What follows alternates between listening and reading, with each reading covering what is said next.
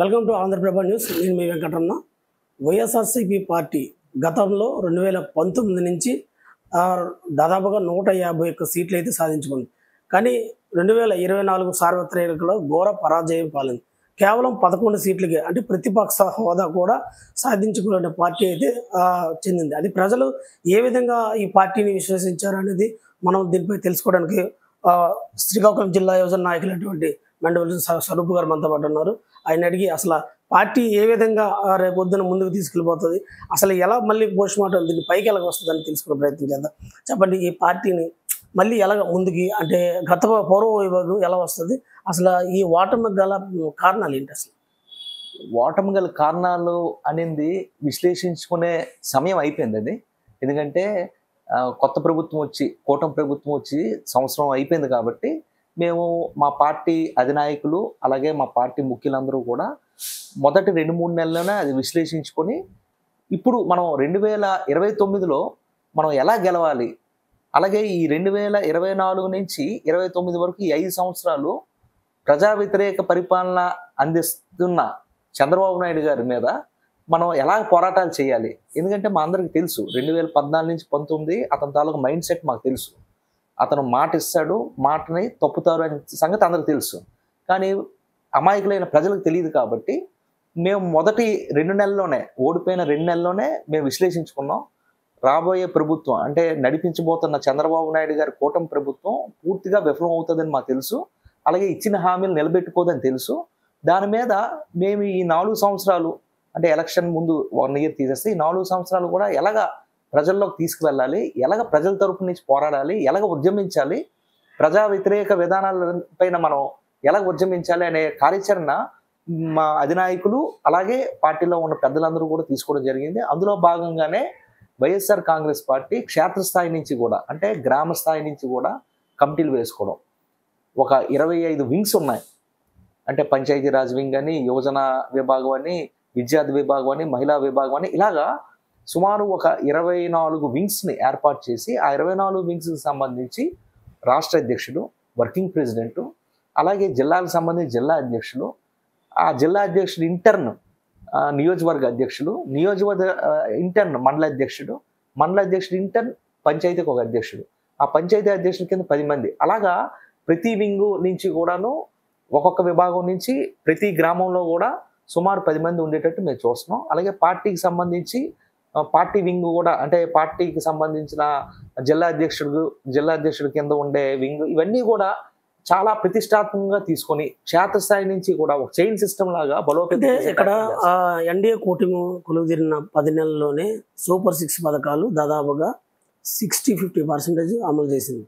So ప్రజలు ఆనందంగా ఉంటున్నారని అటు చంద్రబాబు నాయుడు చెప్తున్నారు. కేవలం జగన్మోహన్ రెడ్డి పరిపాలన బాగోలేదనే ప్రజలు దాదాపుగా 152 సీట్లు వాళ్ళకి కట్టుబెట్టారు అంటున్నారు. దీనికి ఏమంటారు? సూపర్ 6 ఏదైతే చెప్పారో చంద్రబాబు నాయుడు గారు, పవన్ కళ్యాణ్ గారు చెప్పారో, సూపర్ 6 ఎక్కడ అమలు చేశారు? ఏమీ అమలు చేయలేదు.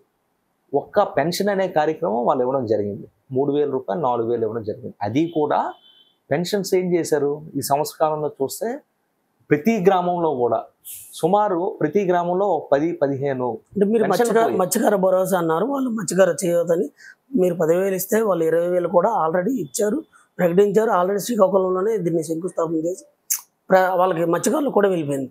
సో దీన్ని అటు దీపం పథకం కూడా, దీపం 2 కూడా దాదాపుగా సూపర్ 6లో 3-4 పథకాలు ప్రజలకు వెళ్ళాయి. అంటే అందుకే ప్రజలు విశ్వసిస్తున్నారు తెదేపా పార్టీని, కూటమి ప్రభుత్వం అంటున్నారు. పథకాలు సంపూర్ణంగా అమలు చేయడం అంటే పథకం అమలు చేయడం, కానీ అరకొరగా అమలు చేయడం అంటే అది పథకం ఉందా లేదా అనేది ప్రజల్లో కన్ఫ్యూజ్ అవుతుంది. అలాగే మాలాంటి ప్రతిపక్ష పార్టీలు కూడా మేము ఏమంటామంటే ఆ పథకం అనేది సంపూర్ణంగా కాకపోతే కాదనే మేము చెప్తాం. అందుకు ఈ దీపం పథకం ఉంది. ఉదాహరణ దీపం పథకం తీసుకోండి. దీపం పథకం బయట రేషన్ కార్డ్స్ ఎంతమంది ఉన్నారు? బయట రేషన్ కార్డు ప్రతి ఒక్కరికి కూడా ఆ సిలిండర్ అందాలి, కానీ ఎంతమంది కొంతుంది? సుమారు 1 కోటి బయట రేషన్ కార్డులు ఉంటే మీరు ఇచ్చింది ఎంత? 25 నుంచి 30 లక్షల మందికి ఇచ్చారు. ఏమని చెప్తున్నారు? ఫింగర్ ప్రింట్ పడలేదని చెప్తున్నారు, లేకపోతే మరొకటి ఏదో ఇది అప్లికేషన్ పెట్టలేదని చెప్తున్నారు. ఒక సిస్టమేటిక్గా లేదు. అది కాక మీరు గమనించాల్సింది ఏంటంటే లాస్ట్ అకాడమిక్ ఇయర్లో మనకి ఇచ్చింది 1 సిలిండర్ మటుకు ఇచ్చారు. మనకి ఇచ్చిన ప్రామిస్ ఏంటి 3 సిలిండర్ అని చెప్పారు. ఒక ఏడాదిలో 3 సిలిండర్లు అన్నారు. కానీ మనకి ఇచ్చింది ఏంటి ఒక ఫైనాన్షియల్ ఇయర్లో 1 సిలిండర్ ఇచ్చారు. అలాగే నెక్స్ట్ ఫైనాన్షియల్ ఇయర్లో ఇస్తారా 3 సిలిండర్లు అంటే ఆ 3 సిలిండర్లు ఎంతమందికి రావాలి, కానీ ఎంతమందికి ఇస్తున్నారు అనేది ఇక్కడ పాయింట్. సో అది పథకం పూర్తిగా ఫెయిల్యూర్. అది కాక ఉదాహరణ ఏంటి లేదు, ఉగాదికి ఏంటి చెప్పారు, ఉగాదికి వాళ్ళు చెప్పింది ఏంటి బస్సుల్లోని మహిళలందరికీ కూడా ఫ్రీ అని చెప్పారు. ఎక్కడ ఇచ్చారు, ఇవ్వలేదు. మేలో ఏంటి చెప్పారు అంటే ఒక అకాడమిక్ ఇయర్ అయిన తర్వాత కూడా, అంటే ఒక సంవత్సర కాలం పోయిన తర్వాత కూడా మేలో అమ్మఒడి ఇస్తామని చెప్పేసి అన్నారు. అమ్మఒడి అనేది ఒక బ్యూటిఫుల్ ప్రోగ్రామ్, అది కంటిన్యూస్ ప్రాసెస్ అవ్వాలి. అది అంతే తప్ప మధ్యలో బ్రేక్ ఏంటండి, పెన్షన్స్ బ్రేక్ బ్రేక్ వేస్తే ఎంత తప్పు, అలాగే ఇది కూడాను ఇది దేశంలోనే ఒక అత్యుత్తమైన పథకం. ఇది ఈ పథకం తాలూకు ముఖ్య ఉద్దేశం ఏంటి, పేద వర్గాలకు సంబంధించిన పిల్లలు ఎవరైతే ఉన్నారో వాళ్ళందరికీ కూడా చదువు చెప్పించే కార్యక్రమం. నేరుగా తల్లుల అకౌంట్లో డబ్బులు వేయడం, తద్వారా ఆ అకౌంట్లో ఆ డబ్బులు తీసుకొని వాళ్ళు ఫీజులు కట్టుతారు, చదువు చెప్పిస్తారు. అంటే ఒక సంవత్సరం పాటు చదువులు చెప్పించకపోయినా పర్లేదనా చంద్రబాబు నాయుడు గారి ఉద్దేశం? చెప్పండి. ఒక 1 ఇయర్ లేదు అంటే మధ్యలో స్టాప్ చేశారు. కొన్ని 2వ సంవత్సరం అన్నారు, 2వ సంవత్సరం మేలో ఇస్తామన్నారు. ఇప్పటి వరకు విధి విధానాలు లేవు. సో ఇవన్నీ కూడా ఈ మాటలు వేరు, చేతలు వేరు. నిన్న మొన్న చూసాం 6 లక్షల కోట్లకు సంబంధించిన మనకి ఫైనాన్షియల్ మనం చేయాలి అని చెప్పేసి అంటారు ఒక అకాడమిక్ ఇయర్లో. మనకున్న కెపాసిటీ ఏంటి, 6 లక్షల కోట్లు ఏంటి, అక్కడ మాటలు ఏంటి అంటే ఇది ఏంటంటే ఇది క్షేత్రస్థాయిలో సామాన్యమైన ప్రజలకు తెలియకపోవచ్చు, కానీ చదువుకున్న మనలాంటి వ్యక్తులు మనం గ్రహించే ఒక 10 మందికి చెప్పాల్సిన బాధ్యత ఉంది. అలాగే పార్టీలో ఒక ముఖ్యమైన పాత్ర మనం పోషిస్తున్నాం కాబట్టి మేము అందరికీ కూడా చెప్పాల్సిన బాధ్యత ఉంది. అది మేము ఉద్యమాల ద్వారా లేకపోతే మేము ఇచ్చే కొన్ని పార్టీ ఇచ్చే పిలుపుల ద్వారా ఇవన్నీ కూడా ప్రజలకు చేరువయ్యేటట్టు మేము చేస్తాం. అంటే ఇప్పుడు వైఎస్ఆర్సీపీ పార్టీలో ప్రధాన పాత్ర పోషించిన విజయసాయి రెడ్డి అలాగే కొందరు నాయకులు పార్టీని వీడి వెళ్ళిపోయారు. సో ఇది పార్టీకి పెద్ద దెబ్బ అని చెప్పొచ్చా? పార్టీ ఏంటంటే మా పార్టీ రీజనల్ పార్టీలో ఏంటంటే జగన్మోహన్ రెడ్డి గారే 1 to 100 జగన్మోహన్ రెడ్డి గారే ఉంటారు. జగన్మోహన్ రెడ్డి గారి ముఖం చూసి జగన్మోహన్ రెడ్డి గారు చేస్తున్న నడవికను బట్టి మా పార్టీ తాలూకా పాత అనేది ఉంటుంది. ఇప్పుడు నేనున్నాను, నాకు జగన్మోహన్ రెడ్డి గారు అంటే నాకు అభిమానం, జగన్మోహన్ రెడ్డి గారి కోసం నేను చేస్తాను. అలాగే కార్యకర్తలు కానీ నాయకులు కానీ అందరూ కూడా జగన్మోహన్ రెడ్డి గారు మేము చూస్తాం. మేము జగన్మోహన్ రెడ్డి గారు మేము నమ్ముకొని ఉన్నాం. జగన్మోహన్ రెడ్డి గారు ఒక మంచి వ్యక్తి అని, జగన్మోహన్ రెడ్డి గారు మంచి చేస్తారని ప్రజలు కూడా నమ్మారు కాబట్టి మాకు 151 సీట్లు వచ్చాయి. అయితే ఓటమి గెలుపు అనేది అది చిన్నది క్షణికావేశంలో అన్నీ జరుగుతాయి. సో మళ్ళా మనం ఆ పార్టీ మనం పైకి తేవాలి అంటే ఏ సాయిరెడ్డి గారి వల్ల లేకపోతే మరొకరి వల్ల అవ్వదు, మళ్ళీ జగన్మోహన్ రెడ్డి గారి వల్ల. అందుకే జగన్మోహన్ రెడ్డి గారు ఎక్కడికి వెళ్ళినా ప్రజలు బ్రహ్మరథం పడుతున్నారు. ఇది వైఎస్ఆర్ కాంగ్రెస్ పార్టీ, జగన్మోహన్ రెడ్డి గారి పార్టీ అని ఈ సందర్భం తెలియజేస్తారు. ఉత్తరాంధ్రలో గలం వినిపించిన అదే మన ఎమ్మెల్సీ దువ్వాడను కూడా సస్పెండ్ చేసింది. అంటే ఎన్నో విధాలుగా దువ్వాడ పార్టీని వీధిలోకి పెట్టినప్పుడు కూడా అటు మాధురి ఇటు ఇది శ్రీనివాస్ ఈ ఎపిసోడ్ అనేది చాలా జరిగింది. పార్టీ కూడా చాలా మైనస్ కూడా అయింది. సో అంత జరిగిపోయిన తర్వాత ఇప్పుడు దువ్వాడని సస్పెండ్ చేయడానికి కారణం ఏమిటంటారు? అందులో దువ్వాడ శ్రీని గారికి సస్పెండ్ చేసే నోట్లో రాశారు క్రమశిక్షణ చర్యలు అని చెప్పేసి రాశారు. క్రమశిక్షణ చర్యలు కూడా ఫిర్యాదుల మేరకు అని చెప్పేసి రాశారు. సో ఏదో మరి మొత్తానికి ఫిర్యాదులు అక్కడున్న లోకల్గా ఉన్న టెక్కల్ కాన్స్టిట్యున్సీకి సంబంధించి అక్కడ ఉన్న నాయకులు కానీ అక్కడ ఉన్న కార్యకర్తలు కానీ ఫిర్యాదుల మేరకు మరి ఎన్నో విధాలుగా చూసి అధినాయకులు ఒక డెసిషన్ తీసుకున్నారని చెప్పి నా భావన. సో అది దానికోసం అది పెద్దవాళ్ళు అంటే అధ్యక్షులు అయినటువంటి జిల్లా అధ్యక్షులు అయినటువంటి ధర్మాన కృష్ణదాస్ వల్లే ఇలా జరిగిందంటూ కూడా ఆయన ఒక ప్రకటన కూడా విడుదల చేయడం జరిగింది. అంటే కృష్ణదాస్కి దువ్వాడ అంటే ఒకే పార్టీలోనే వీళ్ళది పొందుకి ఏమైనా అలా వీళ్ళకి ఏమైనా సయ్యద్దు కుదరలేదంటారా? అలాగే ఇప్పుడు ఉండదండి. ఎందుకంటే మా పార్టీ అనేది ఏంటంటే జిల్లా అధ్యక్షులు ఎవరైతే ఉన్నారో జిల్లా అధ్యక్షులు నియమించింది ఎవరంటే జగన్మోహన్ రెడ్డి గారు నియమిస్తారు. అంటే జగన్మోహన్ రెడ్డి గారు నియమించారు అంటే జిల్లా అధ్యక్షులు మాకు జగన్మోహన్ రెడ్డి గారితో సమానం, అతనే మాకు ఫైనల్లో. అంతే తప్పించి అతను ఎవరికి మంచి చేస్తారని నేను అనుకోను, అలాగే చెడ్డ చేస్తారని అనుకోను. పార్టీ ఏదైతే డెసిషన్ తీసుకుందో ఆ పార్టీని ఇంప్లిమెంటేషన్ చేసే బాధ్యత జిల్లా అధ్యక్షులు ధర్మాన కృష్ణదాస్ గారిది. అతను తూచా తప్పకుండా జగన్మోహన్ రెడ్డి గారి మాటని అతను గౌరవించి అతను ముందుకెళ్తారు తప్పించి అతను ఇండివిజువల్గా డెసిషన్ తీసుకునే వ్యక్తి అతను కాదు. పార్టీ లైనా అతని లైన్. అంటే జిల్లాలో నేనే వైఎస్ఆర్సీపీ పార్టీకి గలం వినిపించాను, నేనే అలాంటిది నన్నే సస్పెండ్ చేశారంటూ కూడా భావిద్వేగాలతో ఆయన ఒక అంటే వీడియో కూడా రిలీజ్ చేశారు. అసలు ఏంటి అసలు ఆయన ఇంత పార్టీకి ఇంత కష్టపడిన ఆయన్ని పక్కన పెట్టారు.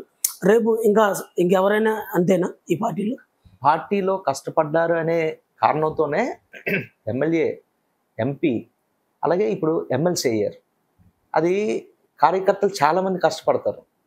దువ్వాడ సీని గారు కన్నా కష్టపడిన వాళ్ళు చాలామంది ఉన్నారు.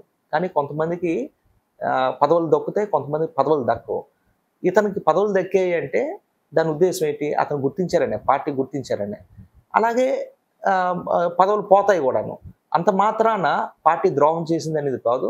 మనం కూడా మన తాలూకా మంచి చెడ్లు కూడా మనం చూసుకోవాలి. చూసుకొని మనం ముందుకెళ్తే మనం రాణిస్తామని చెప్పి ఈ సందర్భంగా అధికారంలో ఉన్నప్పుడు వైఎస్ఆర్సీపీ పార్టీ అటు కొడాల నాని కానీ ఇటు దువ్వాడ కానీ మిగతా వాళ్ళంతా కూడా వాళ్ళు అది ప్రతిపక్ష పార్టీ నాయకుల మీద చాలా అసభ్యకరంగా బూతులతో విరుచుకుపడ్డారు. ఇప్పుడు వాళ్ళంతా సైలెంట్ అవడానికి అసలు ఏంటి, అసలు ఎక్కడ కనిపించట్లేదు కూడా వాళ్ళు.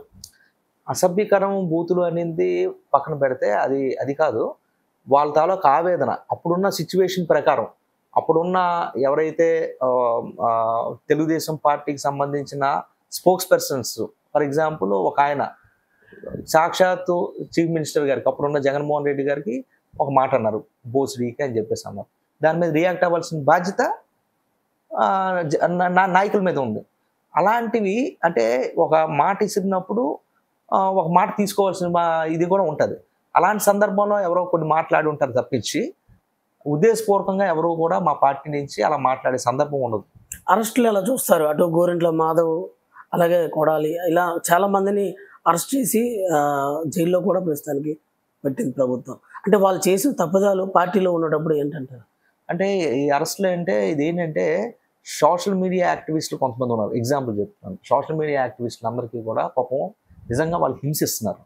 ఎందుకంటే ఒకే కేసు మీద వివిధ పోలీస్ స్టేషన్లో కంప్లైంట్లు ఇచ్చి, ఒక స్టేషన్లో కంప్లైంట్ అయిన వెంటనే అక్కడ రిమాండ్లో పెడతారు, మళ్ళీ మరో కోర్టులోనే వేసి మళ్ళీ రిమాండ్ పెడతారు. అలాగా వాళ్ళకి అసలు బెయిల్ రాకుండా కేసు మీద కేసు పెట్టి అలాగా వాళ్ళు కంటిన్యూస్గా ఒక 7 నెలలు 8 నెలలు, ముఖ్యంగా మహిళా వాలంటీర్స్ ఎవరైతే ఉన్నారో, అంటే మహిళలు పార్టీకి సంబంధించిన కరుడుగట్టిన నాయకులు ఎవరైతే ఉన్నారో వాళ్ళని కూడా జైల్లో పెట్టడం అనేది చాలా బాధ కలిగించే విషయం. ఇది ఏంటంటే మనం చేసినట్టు కాదు, రేపు పొద్దున్న అది మనం ఫేస్ చేయాలి కూడా. ఇలాంటివన్నీ ఉన్నాయి కాబట్టి ఎప్పుడు కూడా రాజకీయాలు హుందాగా వెళ్ళాలి తప్పించి రాజకీయాల కక్ష దూరంతో వెళ్ళకూడదని చెప్పి. బోరుగడ్డ అనిల్ కేవలం ఒక దళితుడైనటువంటి కాబట్టి ఆయన్ని ఎవరు అంటే పట్టించుకోవట్లేదు పార్టీలో. గత పార్టీలో బోరుగడ్డ అనిల్ కేవలం జగన్మోహన్ రెడ్డి నాని అనిపించారు, ఆయన వాయిసే ఈ బోరుగడ్డ అనిపించారని చెప్పేసి బయట అనిపిస్తుంది. అలాగే ఎప్పుడు ఉండదు. మా పార్టీ కానీ జగన్మోహన్ రెడ్డి గారి పార్టీ ఎప్పుడైనా మీరు చూడండి, అబ్జర్వ్ చేయండి, హైయెస్ట్ ప్రియారిటీ ఎవరంటే షెడ్యూల్ క్యాస్ట్కి, షెడ్యూల్ ట్రైబ్కి ఇస్తారు. వాళ్ళ వెనకాతల వెన్నుముక్కై ఉండేది ఎవరు అంటే జగన్మోహన్ రెడ్డి గారు ఉంటారు. ఏ సందర్భంలో అయినా అధికారుల విషయంలో కానీ, అలాగే రాజకీయ నాయకుల విషయంలో కానీ, అలాగే ఈ సోషల్ మీడియా కార్యకర్తల విషయంలో కానీ వాళ్ళందరూ కూడా ఓన్ చేసుకున్నారు, పార్టీని ఓన్ చేసుకున్నారు. కాబట్టి అది బోరుగడ్డ అనిల్గానే కాదు, ఎవరికైనా సరే అది నిజంగా అది అందులో న్యాయం ఉంది అంటే జగన్మోహన్ రెడ్డి గారు మా వైఎస్ఆర్ కాంగ్రెస్ పార్టీ ఉంటుందని ఈ సందర్భంగా తెలియజేస్తారు. అయితే 2029లో మీరు ఎలా అంటే ఏ విధంగా ప్రజల ముందుకు వెళ్ళబోతున్నారు? ఇప్పటి నుంచి చెప్పాను కదండి. ఇప్పుడు ఏంటంటే పార్టీ చాలా స్ట్రాంగ్గా బలోపేతం చేసే కార్యక్రమం చేస్తున్నాం. అంటే క్షేత్రస్థాయి నుంచి కమిటీలు వేసుకొని జగన్మోహన్ రెడ్డి గారు మొన్న చెప్పినట్టు ఒక నియోజకవర్గ పరిధిలో ఇలా చిటికేస్తే ఒక 2000 మంది వచ్చేటట్టు. అది ఎప్పుడు జరుగుతుంది అంటే భావన, అంటే వైఎస్ఆర్ కాంగ్రెస్ పార్టీ నాది అనే భావన కలగాలి ఒకటి. అలాగే వైఎస్ఆర్ కాంగ్రెస్ పార్టీలో నేను కూడా ఒక ముఖ్యున్నే అనే భావన ఆ కార్యకర్త కలగాలి. అందుకే ప్రతి ఒక్కరికి కూడా ఆ క్షేత్రస్థాయిలో పదవులు ఇచ్చి ఒక 2000 మంది ఒక నియోజకవర్గ పరిధిలో ఒక యాక్టివ్గా ఉన్న వాళ్ళని ఒక సమూహం కింద చేస్తున్నాం. చేసి తద్వారా మేము ఈ 4 సంవత్సరాలు కూడా తెలుగుదేశం పార్టీ ప్రజా వ్యతిరేక విధానాలన్నీ కూడా ప్రజల్లోకి తీసుకెళ్ళి మళ్ళీ రాబోయే ఎలక్షన్స్లో మేము గెలవాలి. రైట్. ఉత్తరాంధ్రలో యువజన నాయకుగా మరి మంచిగా దూసుకుపోతున్నారు. నెక్స్ట్ ఎమ్మెల్యేగా ఏమైనా అవకాశం, మీరు ఏమైనా పార్టీని అడిగే అవకాశం ఏమైనా ఉంది? వైఎస్ఆర్ కాంగ్రెస్ పార్టీలో ఒక నాయకుడిగా ఉండడం, లేకపోతే ఒక కార్యకర్తగా ఉండడం అనేది చాలా చాలా సంతోషం కలిగిస్తుంది. దానికన్నా ముఖ్యంగా జగన్మోహన్ రెడ్డి గారు దృష్టిలో ఉండి జగన్మోహన్ రెడ్డి గారు పేరు పెట్టి పిలిచి జగన్మోహన్ రెడ్డి గారు నా మనిషి అనుకోవడం ఎమ్మెల్యే కన్నా అత్యుత్తమైన పదవి అని నేను భావిస్తాను. ఇది మొత్తం మీద ఉత్తరాంధ్ర మొత్తం చూసుకుంటే అటు వైఎస్ఆర్సీపీ శ్రీకాకుళం నుంచి విశాఖపట్నం, విజయనగరం ఈ 3 జిల్లాల్లో కూడా పార్టీని బలోపేతం చేస్తాం. ఎందుకంటే 2019లో ఏ విధంగా భారీ స్థాయిలో 151 సీట్లు సాధించుకున్నామో ఆ విధంగా ఈ యొక్క పార్టీని మళ్ళీ పటిష్ట చేస్తామంటూ కూడా యువజన నాయకులు చెప్తున్నారు. అయితే ఎన్నో ఒడిదుడుకులు వస్తాయి, పార్టీలో ఓటమి గెలుపులు అనేది సహజం.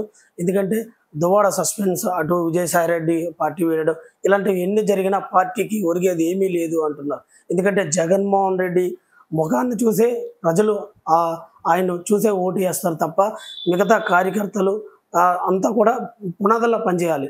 అంటే పునాదుల్లో పనిచేసే విధంగా మేము తయారు చేసుకుంటాం. ఇప్పటి నుంచే పూర్తిగా గ్రౌండ్ స్థాయిలో ప్రభుత్వం, ఇప్పుడు ఎన్డీఏ ప్రభుత్వం చేసిన తప్పిదాలంతా కూడా మేము ఎండగడతాం. దాన్ని ఖచ్చితంగా ఎదిరించి మా ప్రజలకి చేరే పథకాలన్నీ సూపర్ 6 పథకాలని చెప్పారు ఎన్డీఏ కూటమి. ఆ పథకాలన్నీ కూడా ప్రజలకు చేరేదాకా కూడా మేము ప్రజల తరపు ఉండి పోరాటం చేస్తాం. రానున్న రోజుల్లో రోడ్డుపై బయట ఇస్తాం. ఎందుకంటే ఇలాంటి పథకాలు ఏమైనా చెప్పిన తర్వాత హామీలు నెరవేర్చుకోకపోతే ప్రజలపై మేము వైఎస్ఆర్సీపీ పార్టీ ఖచ్చితంగా వాళ్ళ ఉంటుందంటూ కూడా యువజన నాయకులు స్వరూప్ గారు చెప్తున్న పరిస్థితి.